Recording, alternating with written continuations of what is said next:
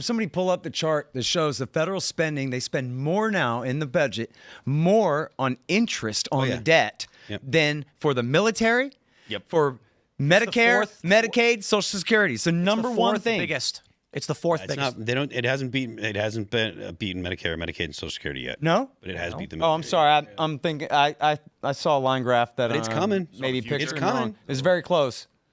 But see, this is to me is almost the worst outrage. Where does it show the interest on the debt? Top left. Oh, the interest. 38 billion. The interest payments. Yeah, where's that at? Right here. U.S. total interest paid is at 5.6 trillion. Oh my gosh. Does it say like the yearly interest on the debt? This is the debt interest on debt net is 968 billion. Yeah, so that's equivalent to the Pentagon. Yeah. Right. So think about it like this. That's insane. And this just to me, bro, our debt to GDP ratio is 121. Yep. So think of all the payroll taxes that you pay and that you have paid your whole life, everything that you put into this.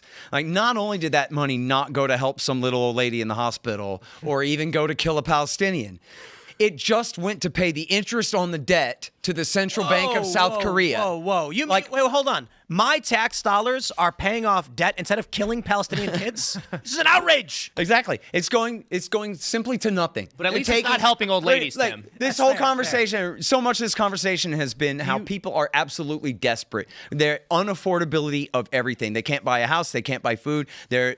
People are absolutely desperate. They're turning to socialist and hard nationalist politics and all of this stuff. And then their payroll tax, if they have a job at all, is going to nothing. To nothing. I mean, that to me is like the national government just being at war with the American people. Yeah. That interest on the debt compares at all with any of the transfer programs or the cost of the American world empire just to pay interest. And who holds those bonds? Foreign central governments, central banks. Use those American securities as gold bricks in there. It is the most unfair system that you could possibly come up with. It doesn't matter if it's a solar storm or a flood or social disorder. This economic system is about to implode, and nothing will stop it. Reducing costs could slow it down. It's either going to be math. No, I don't believe that's correct. It's either this explodes, we go to crypto, and there's going to be a totalitarian system that comes in and saves the day, and people become part of this communistic machine, or we reduce costs by reducing fuel by creating hydrogen. Incorrect. From petroleum to hydrogen system. Ian, one or the other. Ian, those are the two things I see. There's one thing that's wrong with your assessment. There's only 40 million Gen Alpha. Yeah. Nothing. No system you can implement is going to change that fact. Cheaper That product. Economics are rooted in the amount of people that can exist to sustain a system. Now, by all means, people say, don't worry, we'll automate those jobs. You can't automate customers. So you don't need to hire a robot to run your Taco Bell if no one's buying tacos. But you don't need money. Money's a construct. Money is a universal trade medium to exchange labor between peoples. Right now it is. If there's no people, there's no economy. So nothing you're proposing will change what is happening. There's 40 million, Alpha. There are people, and people can have 6 kids. So if you have 80 million people who are mid to high level and older, and they need 80 million entry-level workers, but they only get 40 million, what happens? H-1Bs. Well, that's not going to supply us with 40 million workers. Democrats clearly tried, but once again, you can't replace middle managers, assistant managers with Honduran farmers or cartel drug traffickers. Our system's pretty bloated. I don't think we need all the companies that exist. Okay, agreed. Now let's pause here. And once again, we have a financial system built upon the needs of 330 million people, and we are going to have 300 million in 20 years. It doesn't matter. The error in your thinking is the system's not built on the needs of the 330. The system's built by the Federal Reservists and the central bankers. Okay, Ian, you got to stop because you're wrong. Okay, the system that we have, for all of its faults, needs to support the food and water distribution of 336 million people. If at any point water becomes more expensive than the labor a person can produce, the system collapses and people start massacring each other. Yeah, water's number one. Water's number one. If the system cannot sustain that water, fortunately, it's very easy and it can. In fact, it can with food too. The problem isn't our access to food and water. It's there are no people anymore. So this means you're not going to go to a 50-year-old man and say, you have to work at McDonald's now. He's going to say no. And then the other problem is there's a franchise that owns 10 Taco Bells, and he's going to say, it's okay. We don't need 18-year-olds anymore. We have Optimus. The problem, your Taco Bell employed by Optimus only gets 1 or 2 customers per day. So then they say there's no point in having Taco Bell, and it shuts down. The economy will implode, no matter what, unless we get 40 million more people. Yeah, people start having a bunch of kids. It's I just went to college. But no, I just but went here's to the way college the and interviewed system- young people. It's too late. Spend more time with young people. Okay, it's too late to have the kids. No, what are you talking about? It's never too late. It is too late to have the kids, Ian, because Generation Alpha is already at 15 to 16 years old. Why are you still here? What's the point if there's no hope? No hope for what? There's no hope for this system. He's not saying there's no hope for the world. I said the system is going to collapse. Nothing you can do will stop it. Why would you still be here then? What are you talking? What's the point if there's no hope, Tim? Okay, Ian, you are consistently jumping the gun, and you're like in your own mind, off in some parallel told me reality. there's no people. Right after you said there's 40 million Gen Alpha, so you use some weird hyperbole. No, obviously Gen Alpha is literally 42 million. That's a statistical that's fact. plenty of people. That's a lot. But you need 80 million per generation to 3 sustain. Okay. Okay, Ian, if you have a child today, how many years until they're 18? 18 years. Oh my God! So how will having kids today put workers in the workplace today? We don't. It I mean, won't. we don't The system will collapse. What workers are you looking to make right now? We need to What repeal workers child We labor laws do is what we're not saying. have enough 18-year-olds to enter the workforce to provide low-skill labor and to be the customer basis for the existing expansive infrastructure for a fractional reserve banking system that survives off of exponential growth through debt. I agree the with you there. system will collapse, This system period. probably will end up, if not collapsing, Buy more guns if not collapse. and ammunition, because that'll be the new currency. Train. You'll Bottle have caps. how to shoot. Bottle caps. The point is this. The Ponzi scheme that was built in 1913 and in the years following it requires an ever-growing population that is impossible. The extraction of our wealth, Scott knows this, to fund wars overseas requires that you keep adding more people to the system because you're racking up debt and then shoveling more labor in it to produce more tax revenue to mask that you've extracted a labor from the system without exchanging anything for it. Here's a question for the Scott end about it. result is we don't have enough people and the system explodes. Well, implodes. is part of that needing more people also to send them to die? Why do they send all these people to die in wars? Is that intentionally to shave off the that's population? For control, Well, I to mean, the maintain overall that. casualties are in the, thousands. I mean, there's 7,000 American GIs died in Iraq and Afghanistan combined. Okay, that's not. You 20 can add another millions. 30,000 Let me put it like suicides, but statistically compared to the population of the country, that's not going to hurt your overall. Okay, let me explain it. 10 people are sitting around and they each exchange an apple with each other or a copper coin. And they all do it. Let's simplify to 2 people. You and I, Ian. I grow wheat. You turn it into bread. You give me bread. I give you more wheat. You take a little bit of the extra bread for yourself. I take the bread to eat it and grow the wheat and give it to you. That's our economy. Eventually, we add multiple layers to this. Now there's a guy who does the milling. And we say, well, hold on. How do we keep track of this? Money. So I say, I'll give you this coin and you trade it with him so that proves you did the work. He'll trade it with me so it proves I did the work. And then we can simplify the exchange so we can all keep eating. Along comes Scott, the fractional reserve banking system, and he says, let me be in charge of the money. Trust me. Then instead of doing any work, he just makes another coin and then goes to me and takes my wheat from me. Then you come and say, where's the wheat? I'll say, I sold it. What? To who? How? No one did any labor. He sold it off to China.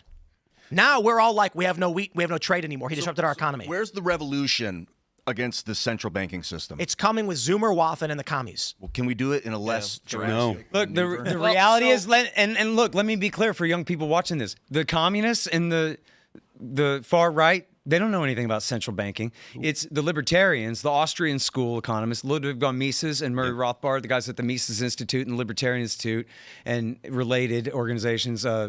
George Mason University has some good people. They're the ones who understand hard money. and what real capitalism is about. And it's such a lie. And I think it's one of the most dangerous things going on in the country right now is that all young people are told this is capitalism, it's late stage capitalism, blah, blah. Well, then what's the opposite of that? They think it must be socialism. I guess if this is private property, then I guess we want the government to own everything, which is the most idiotic goddamn thing in the world. But to them, that's the binary choice that they believe they're making. In any crisis, reason will be the first casualty. Yeah.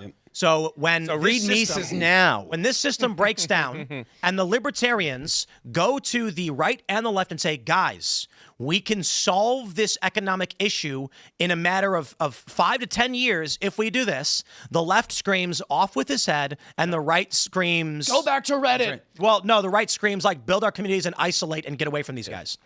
So you'll offer the solution. The people on the right are going to be like, we've heard enough from the politicians. We're going to go take care of ourselves. Your system be damned. The left is going to say, chop his head off. Yep. So there's not going to be a reasoned debate. They're going to say, I'm hungry and I don't care. Yep. And what we're seeing right now is the macro consequences of economic failure in New York and Seattle. For example, Ian, what do you think would happen if there are two houses in the middle of nowhere? There's a man and a woman who lives in one house, and they have a bunch of food. And there's a man and a woman with 3 children in the other house with no food. And they're completely isolated by, like, I don't know, an earthquake happens and they can't escape. What do you think happens in that scenario? If they're near each other, but no one else can they're stuck? Well, they'd probably come together first and be like, are you okay? We don't have any food. I said one house has food. They could speak the same language. One house has food and a man and a woman. One house has a man and a woman and 3 kids and no food. They would probably come together to 7 people and then be like, hey, there's 7 of us. Can we make this work? Yeah, there's no way to grow food. So the likely scenario is going to be the man goes to their house and puts a bullet in the head of the man and the woman and says, I'm sorry, my children need to eat. Yeah, if you want to live in the jungle. I mean, I don't that's think how it always is. No, it's if you want to live. Because if you got kids. As we have seen, if there's an earthquake, you don't go shoot your neighbor. What are you talking about?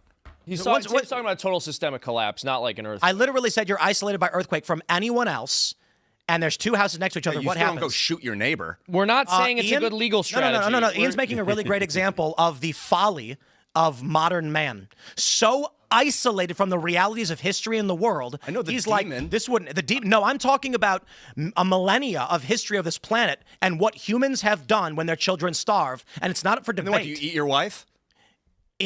All throughout history. Do you eat your wife when the food runs out? Well, welcome to the Donner Party. But Ian, if it's between eating your wife and going after your neighbor... You, Tim, would you eat your wife if the food ran out? Ian, men die first. God, Ian, you have no idea what you're talking about, okay? Men die first because of high caloric needs and high muscle mass, and women have lower caloric needs. They're smaller, and they have more fat. So the men die first, and the women eat the men. Don't you know anything? That's literally true. Okay, if you're in the both Donner Party, to death, yeah. the men all died because they had higher caloric needs, and the women are the ones who ate the body. However, several in the Donner Party refused to cannibalize, and they starved to death themselves and then got eaten. The point is this. In every single example of human history, men will massacre to save their children. There's no question about it. Remember the other day? Some will not, and they will be food, and they will be... What's the saying? To all the people who don't buy guns, thank you for collecting food for me after the apocalypse happens. Exactly. That's the argument. The point is this. That is the micro. That is history. You can look at any period in history and watch what happens when there is no food. People will kill and steal and take what they have to feed who they have to. And it's not always easy, and sometimes everybody starves. That being said, why do they do it? Because a man will not watch his children starve to death. He won't do it. And he will do whatever he has to do to save them. So what happens in the macro? Right now in New York and Seattle, they're doing politically the same thing. The politician comes to them and says, you don't have what you want. You can't afford a house. You struggle to buy food and you're putting on credit cards. I will steal it from other people to give to you, and they clap and cheer for it.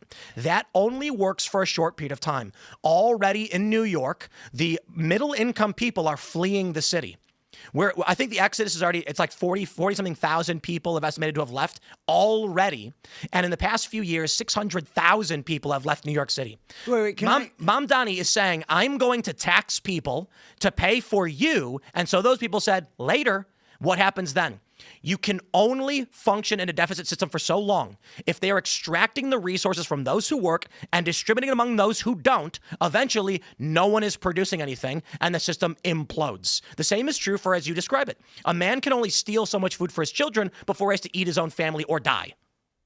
But wait, are we kind of conflating, on one hand, like the question of the coming economic crash that's coming one way or the other versus full communism and Mao Zedong starves everybody to death and we all eat each other and getting hit by a giant solar flare that knocks out all electricity? Because I'm not sure that we all got to eat each other just after the next crash, because we've had crashes and then we generate another bubble and have another crash. What I'm saying is, I just want to what's the origin scenario? So don't here? take it too far. My point is, in history, in the micro, the individual level, humans have killed other people to take for their families. But what I'm saying is America is a very wealthy My point place, is, now in New York City, they're not murdering each other. They're voting to take money from the wealthy. It is the same function, just in the macro. Well, and I agree with you that like if they keep going that way, it'll just be a ghost town, and everyone will just move somewhere else where they can, actually earn a living and keep it and all that. So don't get me wrong, things can get bad, but I'm saying. I mean, basically, even if you think about like the crash of 2008, there's trillions of dollars were destroyed. It was a absolute catastrophe. And yet still, as Robert Higgs, the great economist, instructed me at the time, you look at the United States of America, we got a lot of highways, we got a lot of factories, we got a lot of trucks, we got a lot of warehouses, we've got a lot of guys with strength and skill, and we have universities full of engineers. Our universities are going out of business. Not rice. Rice is popping right now. The communist half of them are, but the engineering schools are closing down? I hadn't heard that. Yes, because there's no 18-year-olds to go to them. So we've seen a wave of prominent centuries-old universities closing because there's no young people. Again, Gen Alpha is... Ian, you went to a single university. Yeah, Rice. Yes, congratulations. The plural of anecdote is not data. It's young people at a university. I mean, you just said young people aren't going to university. The plural of anecdote is not data. But you just said there are no young people going to universities. It is a figure of speech, Ian. Are you daft? If you want to use hyperbole, then it is not hyperbole. It's called a generality. When the young generation is half the size of the previous, universities who require 18-year-old entrants don't have them. They go out of business. If no one is around to buy lunch, your grocery store goes out of business. There used to be a restaurant down the street, out of business. Why? Nobody was shopping there. So when you have 40 million Gen Alpha, the incoming universities in the next 2 years will see a 50% shortfall in admissions. Who's going to pay their tuitions? They're going to start shutting down rapidly. I think that's reasonable. And this is an important... I recommend you guys watch Birth Gap documentary on YouTube. It's free. No society has ever recovered from this level of a birth rate. Bro, not one time. I was raised Catholic. I don't need a documentary to tell me that. Like, my whole childhood, my parents were sounding the alarm on this stuff. Like, listen, we're a contraceptive society. People aren't having children. Eventually, that has a fallout. Eventually, you can't run the economy. Eventually, nothing is able to be produced. Is there one particular cause that you focus on that seems to be the major cause of the decline in birth rates and all that? So the interesting thing I'm just going to blame inflation again. Watch this documentary. It's actually not a decline in family size proportionate to families. People who have families have the same amount of kids proportionate to each other as they always have throughout all of history. Is that true? Yes. Yeah. Wow. But what's happened is there's a massive explosion of childless women. But I thought but wasn't the average number of children in a family in the 60s significantly higher? It's the same. Watch the Birth Gap documentary. It's brilliant. They point out that families relative to each other, the birth rate is the exact same. It's just that in recent history, there's been an explosion of childless women. Feminism. Yep. But listen, and granted, I'll give you this is anecdotal. I can only give you my own experience without having the data. But when you talk to when I talk to my parents, when I talk to my friends' parents, they'll all tell you families with 6 kids were very common at that time, and they're not anymore. My mom came from 6. My dad came from 5. Almost no one I grew up with had that many. I recommend you look at the data. I will. Family size in the 1960s was 3.67, and 2022, the average family size had decreased to 3.13. And here's the problem with that data, which confused everybody, which is why I recommend watching Birth Gap. That's averaging single women along with families. Interesting. Or that's averaging like. Is it? Yes. Just saying, it is saying average family size. And so there. that's so. But that's I after recommend they've paired up. So That's not including. I recommend watching the documentary and going through their data, and maybe it's wrong. Maybe this documentary is incorrect, and I'm citing bad data. The point they made is we have seen an explosion of childless women, which has skewed the fertility rate lower than it used to be. But the percentage of people who had 6, 5, 4, 3, 2 kids relative to each other has always stayed the same. So by all means, that could mean theoretically family size is smaller. It means if you have a family of 2, they're going to make up 20% of families. A family of 3 is going to make up 40%. A family of 5 plus is going to make up 6% of families. The problem now is you have an explosion of childless women. There's no recovering from it because it creates an economic death spiral. So I've explained this before. Let me explain it again. If you have for Ian, I'll explain it. You have a town of 100 people and 1 grocery store. That grocery store makes a 3% margin on all of its sales and says things are going great. Everybody lives there, goes to old Ian's grocery store, and they have all of their needs met. One day, there's oil is found. And this company comes in and says, we need to bring in 100 new people to get this oil out of the ground. So they build a bunch of houses, hire 100 people, and now the town has 200 people. Guess what? 200 people, that's too many people for one grocery store, so a second grocery store pops up on the other side of town. There's now 2 grocery stores, both with a 3% margin. 20 years later, the oil is dried up, the company leaves. Now, there's no job for half of the people who are working in the oil industry, so they leave as well. You now have 100 people and 2 grocery stores. The newest grocery store that opened for the oil company doesn't simply go, guess we'll go out of business. They say, we got to take on debt to stay open because we're having hard times. What happens then is, instead of the 100 people going back to the original grocery store, they split their business between the 2 of them. Both of them now drop down below 100%. They're no longer at a 3% above board. They're now in the red and slowly piling on debt and going out of business. 2 years of this, they can't pay back their lenders. They both go out of business. And now the original 100 people no longer have a grocery store. Or they merge and one buys the other. But that's typically not what happens in these economies. Typically what happens is they compete with each other, and one will take on debt and say, we're going to weather through this. At the macro level, what we're seeing, you can't easily track why it is your sales are going down in this way.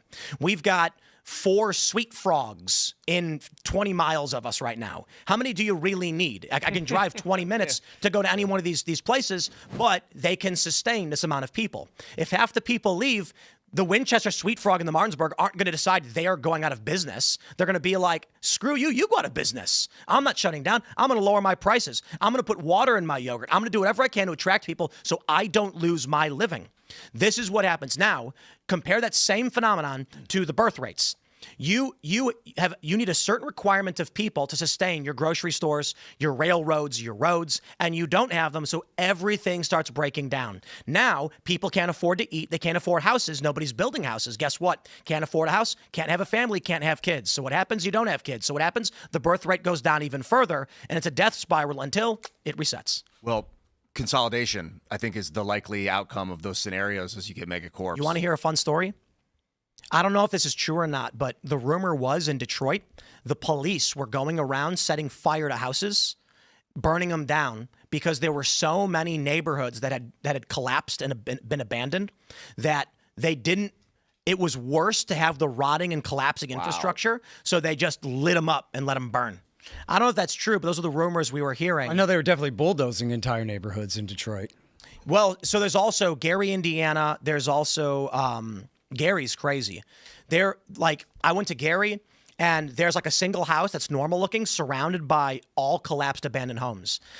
And the rumor we often heard from the people who lived outside of Detroit was a house would burn down in the middle of the night for no reason, and the people thought it was the cops doing it. It was the city intentionally saying, we need to destroy as much of this as we can and let it crumble and collapse. I think consolidation makes sense in the situations where the grocery stores end up buying up. The richest guy buys all the grocery stores. But then how do you get out of that system once that starts to take over? I'll put it like this.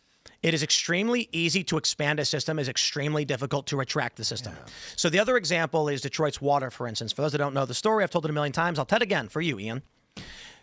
As time goes on and more people move to Detroit, it's a boom town with the auto industry. They have to expand the plumbing system and the reclamation to be able to service more water to more people. Eventually, they have 1 million people, so they need a water system that can supply enough homes to 1 million people who live in these homes.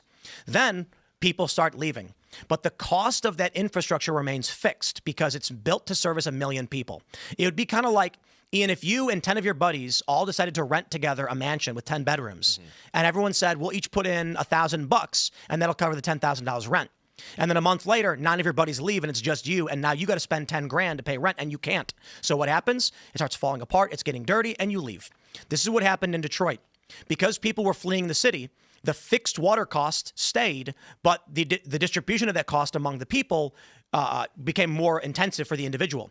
So if it was $100 a month for water, but half the population left, it jumped to $200, making it the most expensive water in the country. So in Flint, they said, why are we paying for expensive Detroit water when we have the Flint River? So they switched to the Flint River to lower their costs, but the river was acidic, disgusting, had legionnaires. It started to leach lead pipes and poison a bunch of people. This cannot be stopped. There's no circumstance in which people say, hey, our economy is retracting. It's receding massively, so let's hire people to go and break down the water system to make it cheaper. That's an expense. That's an additional cost nobody wants to make. Well, it's a government program you're describing too, not business.